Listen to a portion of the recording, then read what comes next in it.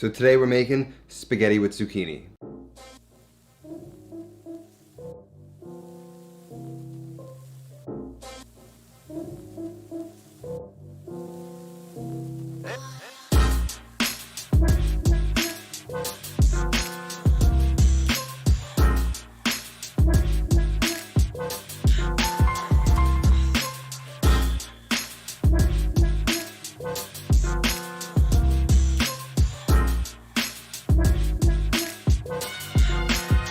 It's the dead of summer and zucchinis are in season. I'm growing one outside. They're all over the farmer's market and it made me think of making this amazing pasta dish called spaghetti alla nerano, or spaghetti and zucchini, pasta and zucchini. It's made with fried zucchinis, sliced real thin, provolone, a special kind of provolone, but we don't really get that provolone here in America, so we're gonna use regular provolone imported from Italy.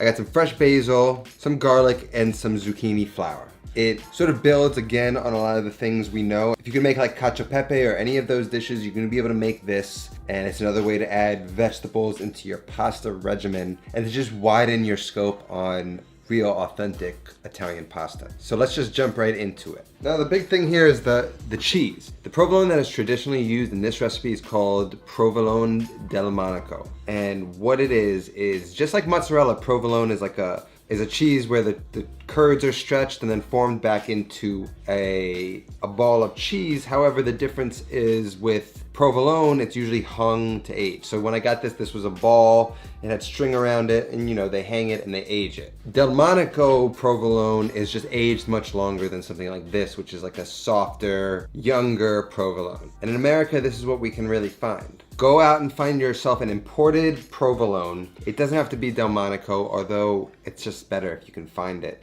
I haven't been able to find it. It's kind of hard to find in America, so you could also use caciocavallo. So we're just gonna grate this up, maybe a quarter pound. I'm gonna make one serving of pasta because I'm only one person today. I've got some zucchini flour, which I have growing outside, and I got plenty of flowers growing, so I figured I might as well use it as a garnish. We're not gonna fry it today. We're just gonna use the fresh leaves, which are just like really delicious. I got some fresh basil from my garden.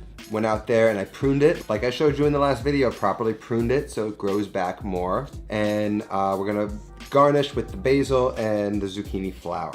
And we also use Parmesan in this. I don't have a lot of Parmesan. I've got new Parmesan. So just a public safety announcement on Parmesan, a reminder on how you should always grate it. If you go to your cheese shop and they give you it in this paper, keep it in this paper. This is a specially designed paper. It allows the cheese to breathe. This is the best way to store cheese. Always get the real stuff.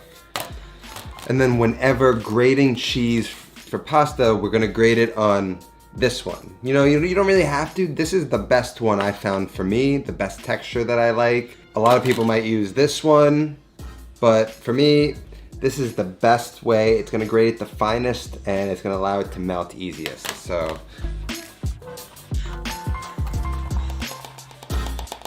That's enough for this dish, so I'm just gonna put it back into the paper like this.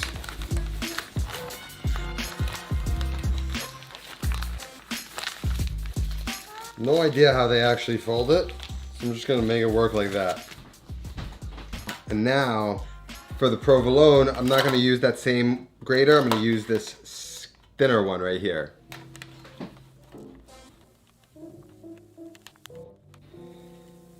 That should be plenty.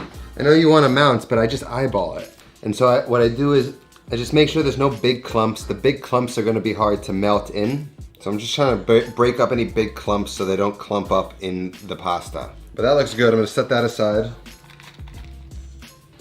The aged provolone is gonna be a little less wet, so you're not gonna have that clumping issue there. So with the younger stuff, you gotta be careful with that. So we have our two cheeses. We just need to cut our zucchini and slice our garlic. And we don't want to cut them too thin. When they fry, they will shrink up a little bit. So I really want to get a nice, cut that end off, thick piece like that. Now these are nice baby zucchini from the farmer's market. If you have bigger ones, you're gonna need maybe like a little bit less, but I'm using 4 of these small ones, and let's see how that goes.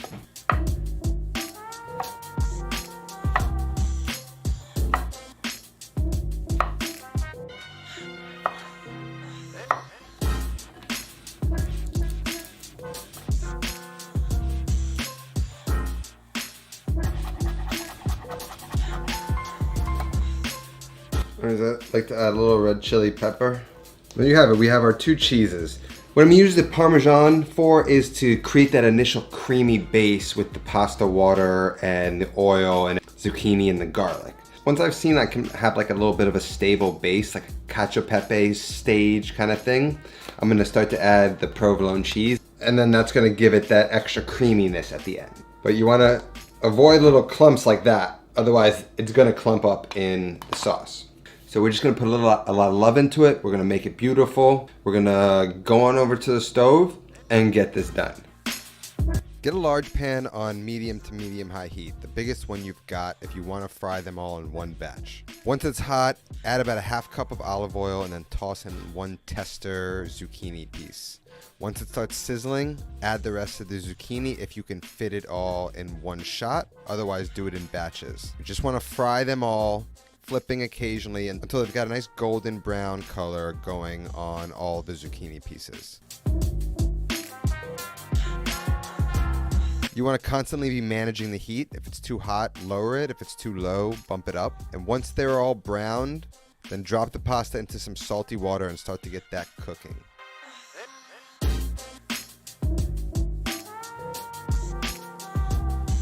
Then you can shut the heat off on the zucchini and transfer them to a paper towel lined plate and let them dry for a minute. Strain off most of that oil except for a little bit. You can save that olive oil and reuse it.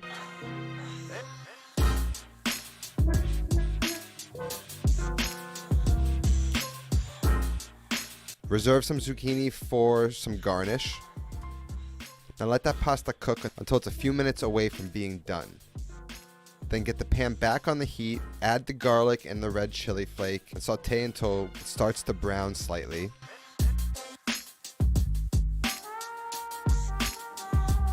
Then add the zucchini back to the garlic and oil. This is now your chance to infuse that zucchini with that garlic flavor.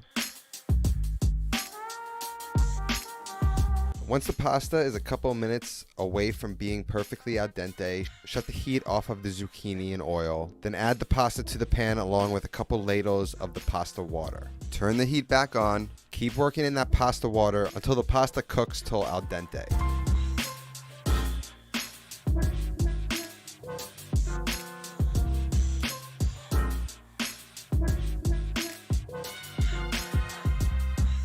Once the pasta is just about al dente, you're going to shut the heat off and give the pan time to cool before adding cheese.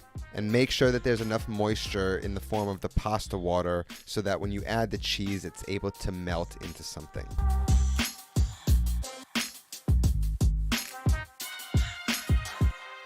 The first cheese we're going to add is the Parmesan. We're going to mix it in really well and emulsify it like we would a cacio e pepe.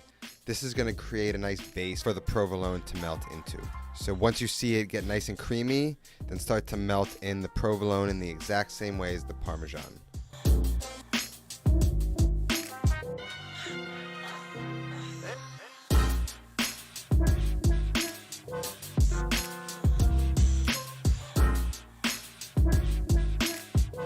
Use the pasta water as needed to control the consistency of the sauce, knowing as it cools, it will thicken. So you always want it a little looser in the pan, knowing it's going to thicken in the plate.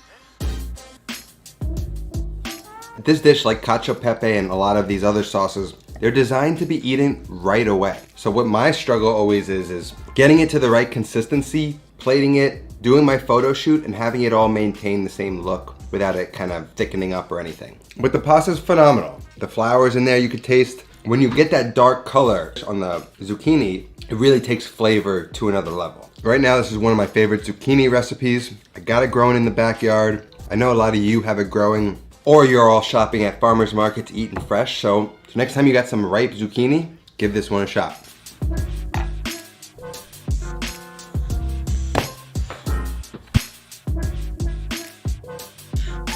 Thanks to my patrons scrolling up on the screen. Appreciate you all. If you want to become a patron, there's a link down below and a little link on the screen right now. I would really appreciate the support.